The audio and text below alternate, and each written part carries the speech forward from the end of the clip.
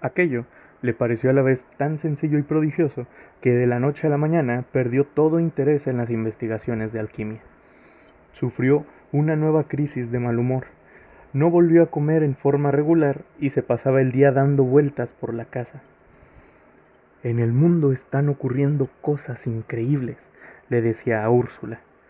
Ahí mismo, al otro lado del río, hay toda clase de aparatos mágicos, mientras nosotros seguimos viviendo como los burros.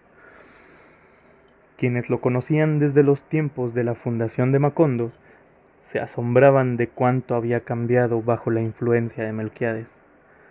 Al principio, José Arcadio Buendía era una especie de patriarca juvenil que daba instrucciones para la siembra y consejos para la crianza de niños y animales, y colaboraba con todos, aún en el trabajo físico, para la buena marcha de la comunidad, puesto que su casa fue desde el primer momento la mejor de la aldea. Las otras fueron arregladas a su imagen y semejanza. Tenían una salita amplia y bien iluminada, un comedor en forma de terraza con flores de colores alegres, 2 dormitorios, un patio con un castaño gigantesco, un huerto bien plantado y un corral donde vivían en comunidad pacífica los chivos, los cerdos, las gallinas. Los únicos animales prohibidos, no solo en la casa, sino en todo el poblado, eran los gallos de pelea. La laboriosidad de Úrsula andaba a la par con la de su marido, activa, menuda, severa, aquella mujer de nervios inquebrantables, a quien en ningún momento de su vida se la oyó cantar. Parecía estar en todas partes desde el amanecer hasta muy entrada la noche, siempre perseguida por el suave susurro de sus pollerines de holán. Gracias a ella, los pisos de tierra golpeada, los muros de barro sin encalar, los rústicos muebles de madera construidos por ellos mismos estaban siempre limpios, y los viejos arcones donde se guardaba la ropa exhalaban un tibio olor de albahaca.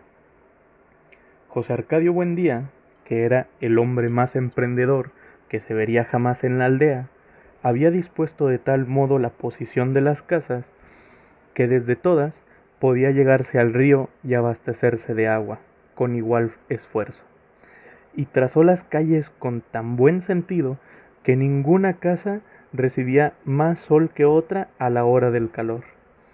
En pocos años, Macondo fue una aldea más ordenada y laboriosa que cualquiera de las conocidas hasta entonces por sus 300 habitantes.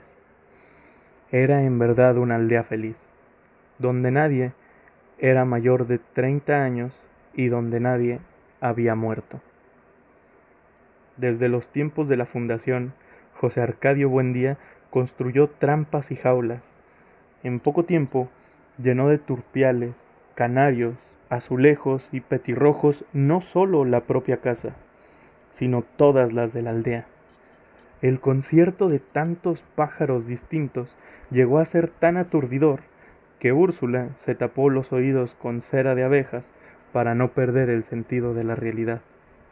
La primera vez que llegó la tribu de Melquiades vendiendo bolas de vidrio para el dolor de cabeza, todo el mundo se sorprendió de que hubieran podido encontrar aquella aldea perdida en el sopor de la ciénaga, y los gitanos confesaron que se habían orientado por el canto de los pájaros.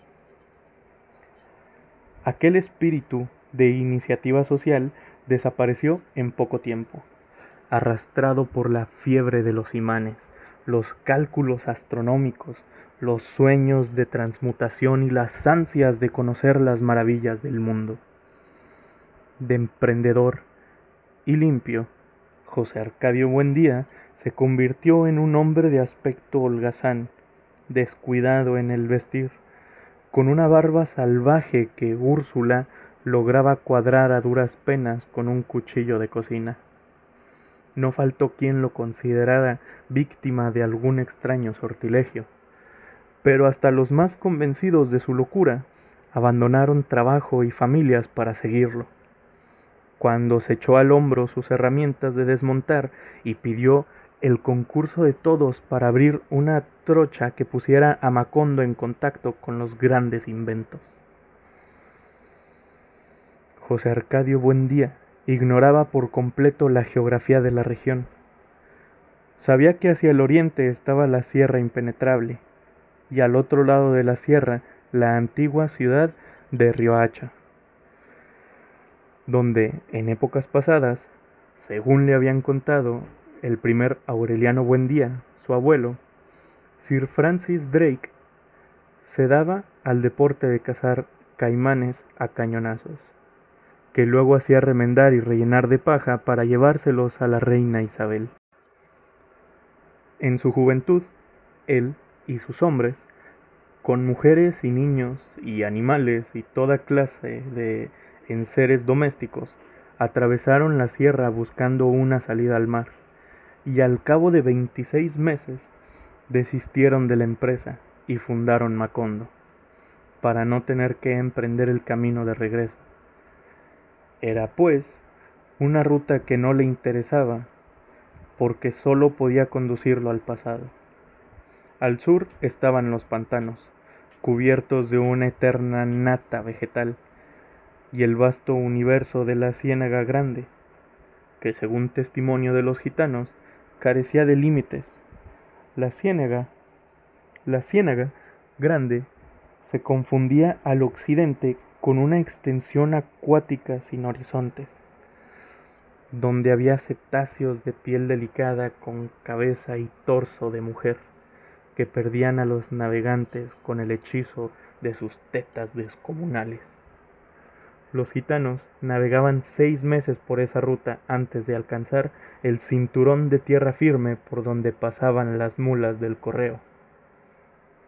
De acuerdo con los cálculos de José Arcadio Buendía, la única posibilidad de contacto con la civilización era la ruta del norte, de modo que dotó de herramientas de desmonte y armas de cacería a los mismos hombres que lo acompañaron en la fundación de Macondo.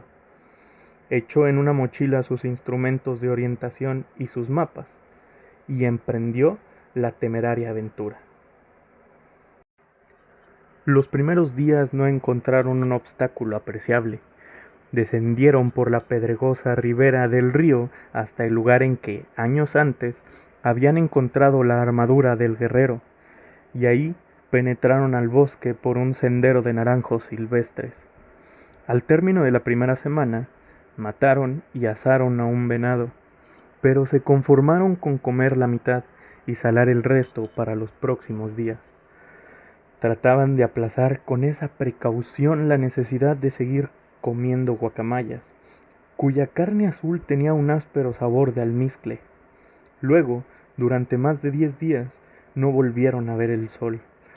El suelo se volvió blando y húmedo, como ceniza volcánica, y la vegetación fue cada vez más insidiosa, y se hicieron cada vez más lejanos los gritos de los pájaros y la bullaranga de los monos, y el mundo se volvió triste para siempre.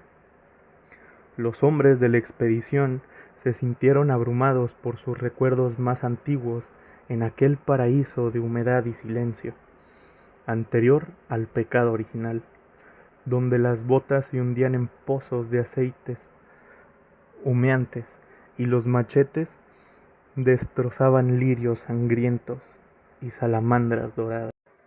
Durante una semana, casi sin hablar, avanzaron como sonámbulos por un universo de pesadumbre, alumbrados apenas por una tenue reverberación de insectos luminosos, y con los pulmones agobiados por un sofocante olor de sangre. No podían regresar, porque la trocha que iban abriendo a su paso se volvía a cerrar en poco tiempo, con una vegetación nueva que casi veían crecer ante sus ojos. No importa, decía José Arcadio Buendía. Lo esencial es no perder la orientación. Siempre pendiente de la brújula, siguió guiando a sus hombres hacia el norte invisible, hasta que lograron salir de la región encantada. Era una noche densa, sin estrellas, pero la oscuridad estaba impregnada por un aire nuevo y limpio.